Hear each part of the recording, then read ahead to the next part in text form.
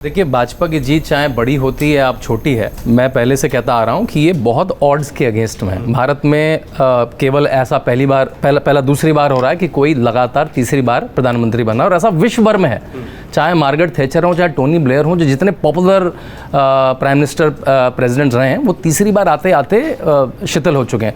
तो इसलिए इस जीत को छोटा इसलिए नहीं आका जाना चाहिए। विश्व भर में जहाँ पे भी कॉमन टैक्स सिस्टम आया, जहाँ जीएसटी जैसा सिस्टम आया, उसके बाद जो चुनाव में गए वो चुनाव हारे। कोरोना के बाद जो चुनाव में गए चुनाव हारे। जो विश्व में मंदी आई उसके बाद, जब भी कोई विश्व में मंदी आई उसके बाद जो चुनाव में गए वो हारे। इसलिए इस जीत को उन ऑड्स के अगेंस्ट में भी आके देखना चाहिए। दूसरी बात, इस चुनाव को आप किसी भी एक कॉमन थ्योरी से नहीं नाप सकते। कोई इंडिया की कॉमन स्टोरी नहीं है। अगर आप 5 स्टेट हटा दें, उत्तर प्रदेश, वेस्ट बंगाल, राजस्थान, हरियाणा और महाराष्ट्र, इनको हटा दें, तो आप कोई कॉमन स्टोरी वी नहीं कर पाएंगे। आप जो कारण देंगे, मैं कहूँगा फिर आप कहेंगे अग्निवीर, मैं कहा हिमाचल और उत्तराखंड जहाँ से सबसे ज़्यादा लोग सैनिक जाते हैं वहाँ क्या दिक्कत हुई। आप कहते हैं महंगाई और बेरोजगारी तो बिहार में कम है क्या, वहाँ पर क्यों ठीक सीटें आ गई। और जहाँ तक सीट सिलेक्शन की बात है, तो कि भाजपा की एक प्रणाली है सीट सिलेक्शन की, कि स्टेट की टीम अगर मुख्यमंत्री है तो मुख्यमंत्री, प्रदेश अध्यक्ष, संगठन मंत्री एक पैनल लेके जाते हैं, 3 का पैनल होता है। राष्ट्रीय टीम एक सर्वे करके रखती है, 2 सर्वे कर रखती है, मैच करती है, पॉलिटिकल इंटेलिजेंस मैच करती है कि दूसरी पार्टी ने क्या टिकट दिया है, विरोध है, और टिकट देती है। तो उत्तर प्रदेश में भी वैसे ही टिकट बटा है। देखिए, नरेंद्र मोदी तो बेकार कैंडिडेट नहीं थे, तो उनका वोट 63% से 54% क्यों हो गया। रवि किशन तो बुरे कैंडिडेट नहीं थे, गोरखपुर की सीट थी, उनका वोट प्रतिशत करीब 10% से क्यों कम हो गया।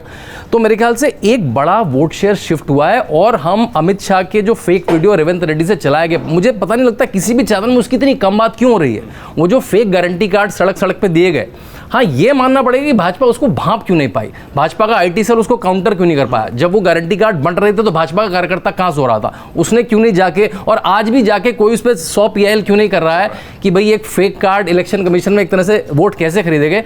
और जहां जहां पे विपक्ष मजबूत था वहां पे दिक्कत आई है।